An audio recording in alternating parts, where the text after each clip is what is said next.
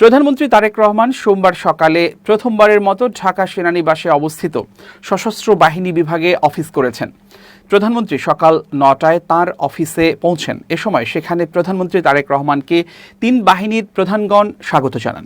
প্রধানমন্ত্রী সশস্ত্র বাহিনীর প্রধানগণের সঙ্গে শুভেচ্ছা বিনিময় করেন। এরপর প্রধানমন্ত্রী দিনের কর্মসূচি অনুযায়ী লেফটেন্যান্ট জেনারেল মীর মুশফিকুর রহমান এবং মেজর জেনারেল কায়সার রশিদ চৌধুরীকে র্যাঙ্ক ব্যাজ পরিয়ে দেন। এ সময় উপস্থিত ছিলেন প্রধানমন্ত্রীর প্রতিরক্ষা উপদেষ্টা brigadier general doctor A K M. Shamsul Islam, PSC অবসরপ্রাপ্ত সেনাবাহিনী প্রধান জেনারেল ওয়াকারুজ্জামান, নৌবাহিনী প্রধান অ্যাডমিরাল মোহাম্মদ নাজবুল হাসান, বিমানবাহিনী প্রধান air chief marshal Hasan Mahmud Khan, প্রতিরক্ষা সচিব মোহাম্মদ আশরাফ উদ্দিন, প্রধানমন্ত্রীর প্রেস সচিব সালেহ শিবলি, অতিরিক্ত প্রেস সচিব আতিকুর রহমান রুমন ও প্রধানমন্ত্রীর একান্ত সচিব ২ মোহাম্মদ মেহেদুল ইসলাম।